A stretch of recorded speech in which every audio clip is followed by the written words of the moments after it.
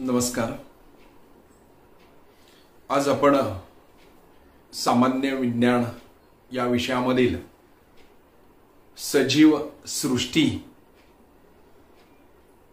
या प्रकरणाला सुरुवात करत आहोत। आपण जर पाहिलं तर आपल्या परिसरामध्ये विविध प्रकारचे प्राणी आणि वनस्पती दिसून येतात। मग त्यामध्ये प्राण्यांची विविध प्रकारची लक्षणे आपल्याला दिसतात। जर आपण पाहिलं तर त्यांची वैशिष्ट्ये ही वेगळ्या प्रकारची असतात। काहींच्यामध्ये साधर्म्य दिसतं, काहींच्यामध्ये साम्य दिसतं, तर काहींच्यामध्ये साम्य दिसत नाही। मग सजीवांची लक्षणे ही वेगळ्या प्रकारची असतात आणि निर्जीव तर आपल्याला माहीतच आहे। मग सजीवांच्या मध्ये जर जी वैशिष्ट्ये आढळतात ती वैशिष्ट्ये निर्जीवांच्या मध्ये आपणास दिसून येत नाही, म्हणजेच सजीवांची लक्षणे ही वेगळी असतात। जर आपण पुढील चित्रामध्ये पाहिलं तर या ठिकाणी काही पिल्ले आणि प्रौढ अर्थात लहान छोटी बाळ त्याचं रूपांतर हळूहळू प्रौढ स्त्री किंवा पुरुषामध्ये होत असतं। मग ही वाढ होत असताना त्यांचं वजन वाढतं, त्यांची उंची वाढते, त्यांच्यामध्ये ताकद येते। म्हणजे अशा प्रकारच्या हळूहळू त्यांच्या गुणधर्मामध्ये बदल होत जातो। प्राण्यांची ही अशीच वाढ होणं ती प्रौढ होण्यास सुरुवात होत असते। परंतु बाळांनो, आपण जर पाहिलं तर वनस्पतीची वाढ आणि प्राण्यांची वाढ याच्यामध्ये आपणास फरक जाणवतो। प्राण्यांची वाढ ही सर्व ठिकाणी ही सारखीच होत असते आणि वनस्पतीची वाढ ही सर्व ठिकाणी सारखीच होईल असं नाही। मग आपण पाहिलं, तुम्ही जर सहज रानामध्ये फिरावयास गेला, त्या ठिकाणी काही झाडांची फांदी एका विशिष्ट दिशेला गेलेली दिसते आणि काही बाजूची फांदी ही कमी वाढलेली असते। म्हणजे वाढ ही सर्व ठिकाणी सारखीच होईल असं नाही, परंतु प्राण्याची वाढ ही सर्व ठिकाणी काय होते, सारखीच होते। आपण जर पाहिलं तर दोन कुंड्या घेतल्या आणि कुंडीमध्ये आपण एक रोपटं लावलं आणि त्या रोपाला दोरा बांधला आणि जर ते जे रोप आहे त्याला दोरा ताणून बांधला आणि जर पाहिला तर दुसऱ्या जे रोप आहे त्याला पण दोरा बांधला, तर आपण जर पाहिलं तर वाढ होत असताना त्या रोपाची खोडाची जाडी उंची ही वाढत असते। म्हणजेच सर्व सजीवांची वाढ होत असली तरी प्राण्यांची वाढ ही ठराविक काळापर्यंत होत असते आणि मग वनस्पतीची वाढ ही मात्र ती जिवंत असेपर्यंत होत असते आणि सजीवांची वाढ शरीराच्या अंतर्भागामधून होत असते। म्हणजेच शरीराची वाढ ही सर्व ठिकाणी वाढ होत असते, सर्व भागांची वाढ होत असते। आपण जर पाहिलं पुढचा मुद्दा, वाढीसाठी अन्नाची आवश्यकता असते। पहा, वनस्पती या सूर्यप्रकाशामध्ये स्वतःचं अन्न हे स्वतः तयार करत असतात। पहा,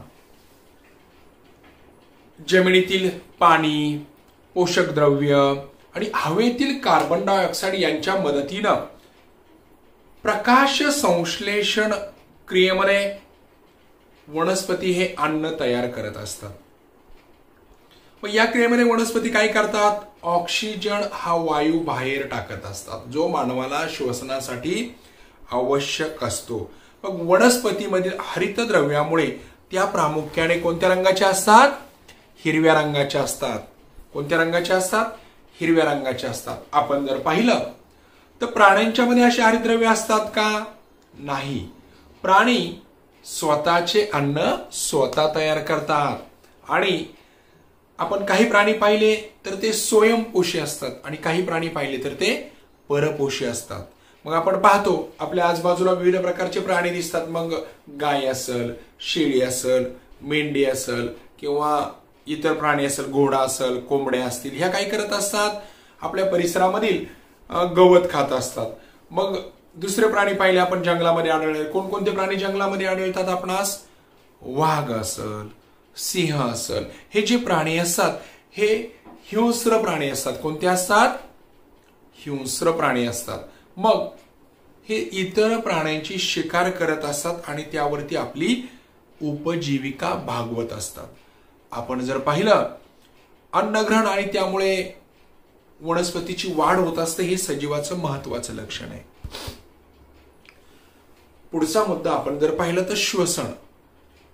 जर आपण तुम्ही बसलेले आहात, आपण जर स्वतःच्या नाकापुढे जर असा हात धरला तर आपणास काय जाणवतं?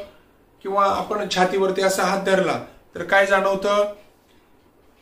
पहा, आपल्याला नाकातून अशी हवा बाहेर आलेली दिसते, छातीवरती अशी धडधड आपल्यास ऐकू येते.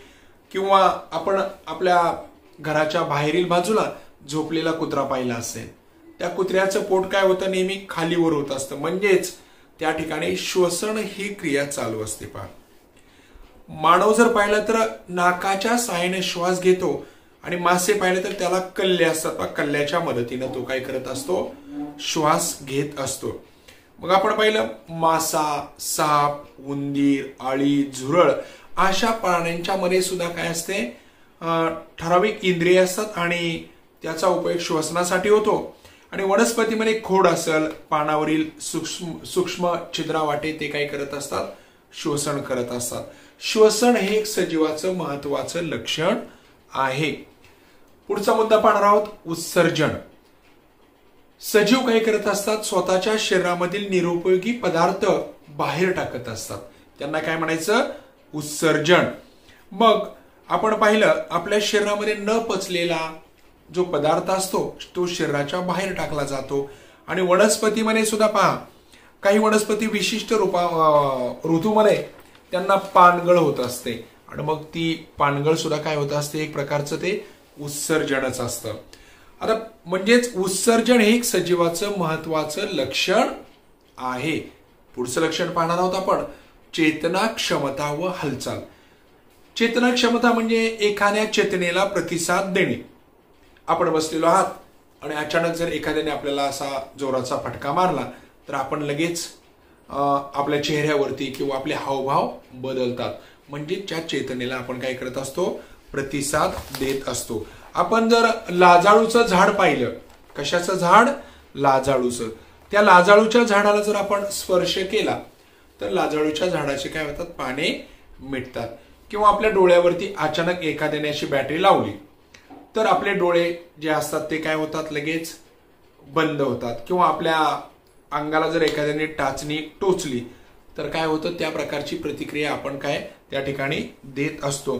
म्हणजेच सभोवताली ज्या घटना घडत असतात त्या घटनांना आपण प्रतिसाद देत असतो. त्याला चेतना असं म्हणतात. त्या चेतनेला प्रतिसाद देण्याच्या क्रियेला चेतना क्षमता असे म्हणतात. पुढचं लक्षण पाहणार आहोत आपण, प्रजनन किंवा पुनरुत्पादन. सजीव जेव्हा स्वतःसारखा दुसरा जीव निर्माण करतो, दुसऱ्या पिल्लांना जन्म देतो, तेव्हा त्याला म्हणायचं प्रजनन. काय म्हणायचं? प्रजनन. आणि मग आपण पाहिलं तर सजीव सृष्टीमध्ये जे सजीव असतात ते इतर सजीवांना जन्म देत असतात. किंवा घोडा असेल त्याचं पिल्लू असेल, चिमणी असेल त्याचं पिल्लू असेल, कोंबडी असेल त्याचं पिल्लू असेल. म्हणजेच हे प्रजननाचे एक महत्वाचं काम आहे. म्हणजेच प्रजनन हे सजीवाचं महत्वाचं लक्षण आहे. जीवनकालाच्या ठराविक टप्प्यावर सजीव प्रजननक्षम होतात. काही काळानंतर आपण जर पाहिलं तर त्यांचे अवयव हे क्षीण होत असतात आणि त्यांचा जीवनकाल संपतो. म्हणजेच सजीवांचा मृत्यू होतो. विविध प्राणी आणि वनस्पतींच्या आयुर्मान म्हणजेच जीवनकाल हा वेगवेगळा असतो. उदाहरण जर पाहिलं तर कुत्रा या प्राण्याचं आयुर्मान साधारणपणे 12 ते 18 वर्ष असतं. तर शहामृग हा पक्षी सुमारे 50 वर्ष जगतो. मग आपणास प्रश्न पडला असेल की सजीवाचं आयुष्य नेमकं किती असतं? सजीव कशापासून तयार झाले आहे? मधमाशाचे पोळे, एखादी भिंत जर यांचं आपण निरीक्षण केलं तर आपल्या ध्यानामध्ये येईल मधाच्या पोळ्याचे लहान लहान खण, कप्पे एकत्र येऊन मधाचं पोळं तयार होतं. आणि भिंतीच्या बाबतीत जर पाहिलं तर एक एक वीट एकमेकांना जोडली तर भिंत तयार होत असते. याप्रमाणे मानवाचं शरीर सुद्धा अनेक पेशींनी एकत्र येऊन तयार होत असतं. सजीव ज्या लहान लहान घटकांनी बनलेले असतात त्यांना पेशी असं म्हणतात. मग या पेशींचे दोन प्रकार पडतात. एक पेशीय सजीव आणि दुसरे म्हणजे बहुपेशीय सजीव. जे सजीव एकाच पेशीपासून बनलेले असतात त्यांना एकपेशी सजीव म्हणतात. जे सजीव अनेक पेशींचे बनलेले असतात त्यांना बहुपेशीय सजीव असे म्हणतात. मग अमिबा व काही सूक्ष्मजीव हे एकपेशीय सजीव आहेत. तर मानव, गाय, झुरळ असे विविध प्रकारचे प्राणी पाहिले तर ते बहुपेशीय सजीवांच्या मध्ये मोडतात. पेशींची संख्या वेगवेगळी असली तरी पेशीमय रचना ही सजीवांचं प्रमुख लक्षण आहे. काही सजीव हे उपयुक्त असतात तर काही सजीव हे हानिकारक असतात. घरगुती तसेच औद्योगिक उपयोगासाठी वनस्पती वापरण्यात येतात. बटाटा, भेंडी, सफरचंद, केळी यांचा वापर अन्नासाठी होत असतो. तर अडुळसा, हिरडा, बिहडा, शतावरी यांचा वापर औषधासाठी केला जातो. आपण प्राण्यांच्या मध्ये पाहिलं तर कुत्रा, मांजर, गाय, म्हैस असे प्राणी घरगुती उपयोगासाठी पाळले जातात. तर मासे, मेंढी, कोंबड्यांचा उपयोग अन्नासाठी केला जातो. घोडा, बैल, उंट यासारखे प्राणी विविध व्यवसायांसाठी वापरले जातात.